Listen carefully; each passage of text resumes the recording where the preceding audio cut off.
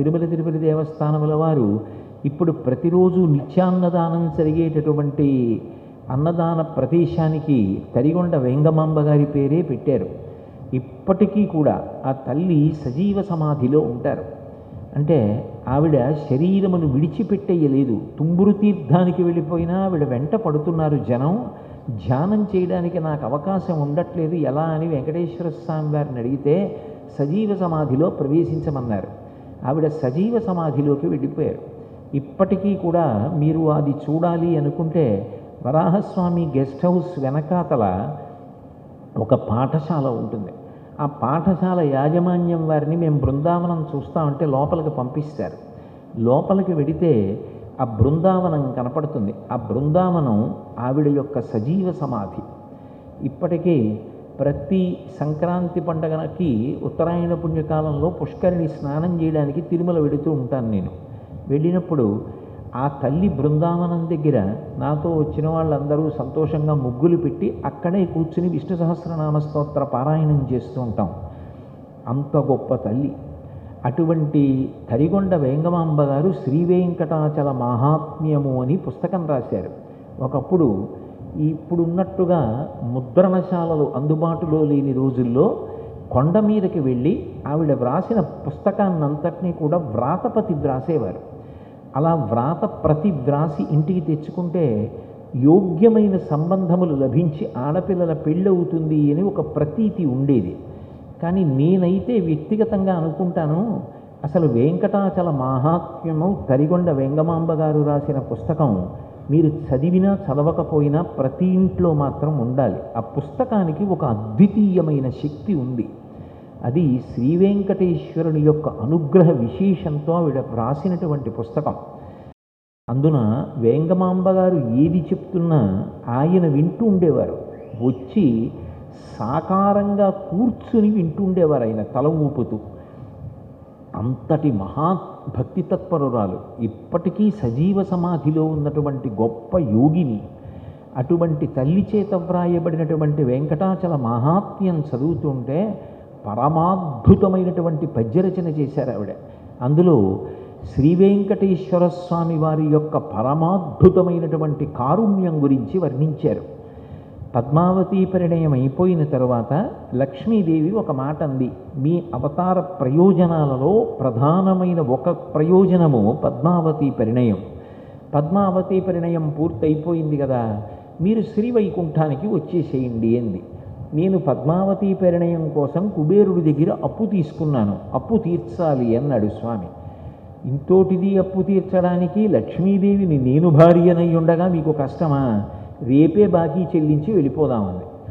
మనం వెళ్ళిపోదామని ఆవిడ అన్నప్పుడు శ్రీ వెంకటేశ్వరుడు లక్ష్మీదేవిని ఉద్దేశించి కొన్ని మాటలు చెప్పాడు. అవి నేనైతే వ్యక్తిగతంగా అనుకుంటాను అవన్నీ శ్రీ వెంకటేశ్వరుడు ఆవిడ వ్రాసిన గ్రంథాన్ని విని తల పంకించి అంగీకరించిన విశేషములు. అప్పుడు వెంకటేశ్వర స్వామి వారు లక్ష్మీదేవితో ఒక మాట అన్నాడు. కలియుగంబున ప్రజలు పాపకర్మంబులు నరించి, ఇప్పుడు నేను చెప్తున్న పద్యం తరిగొండ వెంగమాంబ గారి చేత విరచితమైనటువంటి వెంకటాచల మహాత్మ్యంలో ఉంది. కలియుగంబున ప్రజలు పాపకర్మంబులు నరించి రోగాది తాపత్రయములు కలుగగా వెరచి తత్కాలంబునందు నన్ను పేర్కొనుచు పలుమురల్ పెట్టునప్పుడు వారి ఆపదల్ నివారించి బ్రోవకుండుట నాకు నీతి కాదు. కావున నరుల దుష్కర్మముల్ వారి ద్రవ్యంబుపై ఆకర్షణంబు చేసి వచ్చు ఆపదల నివారించి ఆ ధనంబు కొండపైకి రప్పించి నిస్పృహుండనగుచు తత్పాపరూపమైనట్టి ధనము అజ్ఞులైన జనులకిప్పింతు నచలమతిని అన్నాడు ఆయన. అది వెంగమాంబ గారి పుస్తకంలో పద్యం. అందులో ఆ తల్లి అంటుంది, లక్ష్మీదేవితో వెంకటేశ్వరుడు చెప్పిన మాట, అందుకని కలవు వెంకటనాయక అంటారు. ఆయన దయ అపారము అనడానికి కారణం అది. కలియుగంబున ప్రజలు పాపకర్మంబులు నరించి, కలియుగంలో ప్రజలు కలిపురుషుని యొక్క ఉద్ధతి చేత శ్రద్ధని కోల్పోతారు. శ్రద్ధ అన్న మాటకు అర్థం ఏమిటంటే, మనం శాస్త్రం చెప్పినట్టు గురువుగారు చెప్పినట్టు ధార్మికంగా బ్రతికితే భగవద్ అనుగ్రహం కలుగుతుంది. కానీ కళ్ళ ఎదురుగుండా మనం చెయ్యకూడని పని ఒకటి కనపడుతోంది అనుకోండి. బల్ల కింద చెయ్యి పెడితే ఓ 1,00,000 రూపాయలు లంచం దొరుకుతుంది. కానీ లంచం పుచ్చుకోకూడదని తెలియదా? తెలుసు. కానీ 1,00,000 రూపాయలు వస్తుంటే వదిలేయడం ఎందుకని పుచ్చుకుంటాడు. పుచ్చుకోకూడదు అంటే భగవంతుడు చెప్పిన మాట విని నేను బ్రతికితే ఈశ్వరుడు నన్ను కాపాడతాడు అన్న నమ్మకం ఉండి నేను అలా పుచ్చుకోనండి అని చెప్పాలి అంటే దానికి భగవంతుని మీద, శాస్త్రం మీద, గురువు మీద అచంచల విశ్వాసం ఉండాలి. నువ్వు ధర్మాన్ని పట్టుకుంటే ఏ ప్రయోజనం వస్తుంది అన్నది నీ కంటికి ఇప్పుడు కనపడదు. ధీరే ధీరే రేమన ధీరే సబుకుచుహోయ్ మాలీ సీంచే సౌహరే ఋతువాయే ఫల్హోయ్ అంటాడు కబీర్దాసు. ఇవాళ నేను విత్తనం పెట్టి ఇవాళ మామిడి పళ్ళు రమ్మంటే రావు. విత్తనం పెట్టి కొన్ని సంవత్సరాలు ఎదురు చూసిన తర్వాత మామిడి పళ్ళు వస్తాయి చెట్టు వచ్చి. అలాగే నేను ఇవాళ శ్రద్ధతో ధర్మాన్ని పట్టుకుని ఆచరిస్తే దాని ఫలితం ఈశ్వరుడు ఇస్తాడు. కానీ ధర్మాన్ని వదిలిపెట్టేశాననుకోండి, ఉత్తర క్షణంలో నాకు 1,00,000 రూపాయల లంచం ప్రయోజనంగా కనపడుతుంది. శ్రద్ధ నిలబడాలి అంటే మీ కంటికి కనపడకపోయినా ప్రయోజనం భగవంతుడు ఉన్నాడని, శాస్త్రం ఉన్నదని, గురువు చెప్పిన మాట పరమ సత్యమన్న నమ్మకము మనసు లోపల ఊంచుకోగలగాలి. అలా ఎవడు పట్టుకుంటాడో వాణ్ణి శ్రద్ధావంతుడు అంటారు. అందుకే శాస్త్రస్య గురువాక్యస్య సత్యబుద్ధ్యావధారణ సా శ్రద్ధ కడితా సిద్ధి యయా వస్తూపలభ్యతే అంటారు శంకర్లు. ఎవరు శాస్త్రము గురువు చెప్పినటువంటి మాటలు పరమ సత్యములని ధర్మమును పట్టుకుంటాడో వాడు శ్రద్ధావంతుడు. ఆ శ్రద్ధావంతుడికి లభించనిది ఉండదు. సర్వకాల సర్వావస్థల యందు భగవంతుడు వాడిని పొదివి పట్టుకుని పడిపోకుండా, వాడు దెబ్బ తినకుండా కాపాడుకుంటూ ఉంటాడు. కాబట్టి ఆ శ్రద్ధ అనేటటువంటిది అత్యంత ప్రధానమైన విషయం.